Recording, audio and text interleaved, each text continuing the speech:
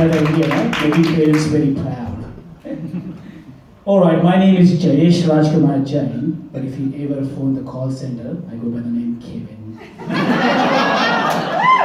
I know I'm not from around here. I come from a very exotic and faraway location in Mount Roskill. I've been in New Zealand for 20 years. I feel like a white man trapped in a brown body. Seriously, you don't believe me? I can't haggle. I don't eat spicy food. I urinate inside the house. I even stop at the red lights. That's how even I am. When I moved to New Zealand, the first friend I made was a homeless guy. Bro, got a smoke? I don't even smoke. I went and bought a packet, gave him a cigarette. I didn't realize I was getting into a long-term relationship. Gave him a cigarette the next day, went on for the next 20 days until I ran out.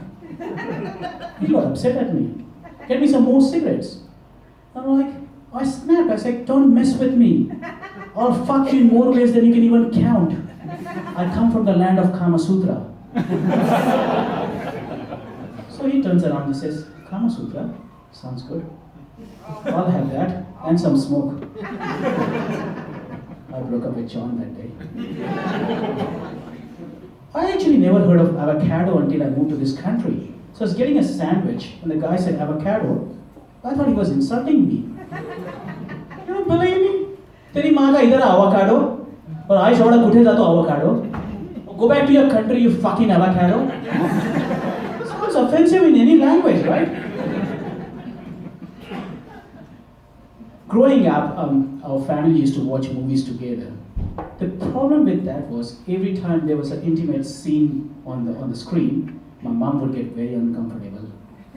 And she'll find any excuse to get out of the room. Anybody wants a coffee? She's out.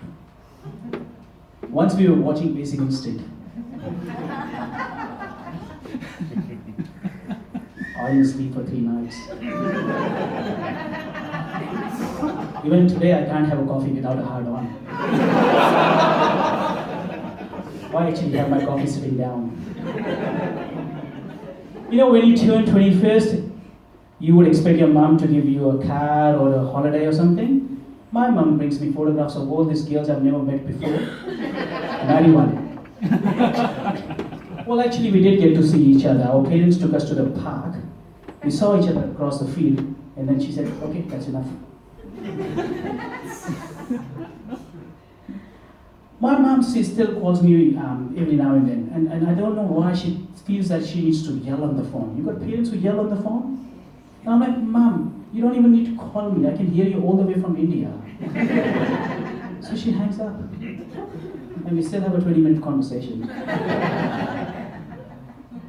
Growing up, my biggest fear was, what if I get kidnapped? And the kidnapper calls my dad.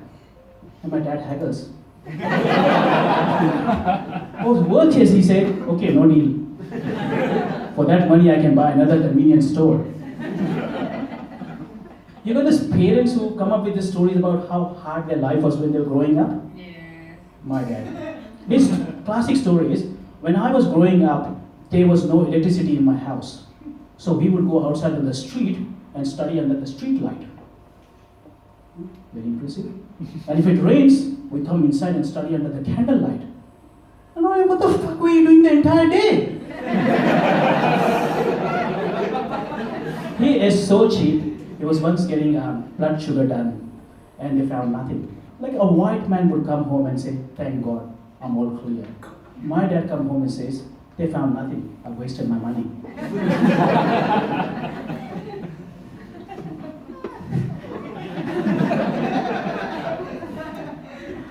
You know, on 21st, a white woman, when you put her son or daughter to bed, they'll give them a good night kiss, darling, sleep tight, you know, and all of that. My mom would come to my room and say, have you picked up the photograph yet? I'm like, Mom, I'm only 10. Oh, have you been to the toilet yet? Mom, I'm 20. Or why can't you be a doctor like Rahim? Rahim is not even a doctor, he's a yoga teacher. was once dating this Indian chick, and she kept saying, I have a sugar daddy. I'm like, what? I have a sugar daddy. Guys, that's not what it means. It actually meant her dad has got diabetes. Her dad was very protective. So once I was taking her out for dinner. So I said, you know what, I'll pick you up from your house. I got her to the house. I texted her from outside, saying, I'm waiting for you. So she says, yeah, I'm coming. And she's walking towards my car. As she's walking to the car, she realizes her dad is watching from the window. So she panics. She looks there. Okay, daddy, bye. My Uber is here. But since I'm a gentleman, I said, you know what, never mind. I drove her to the restaurant. Had a nice chat on the way. I even opened the car door for her. And I said, that would be $17. We never saw each other again, but at least she gave me 5 stars. Thank you guys, that's me, Jack.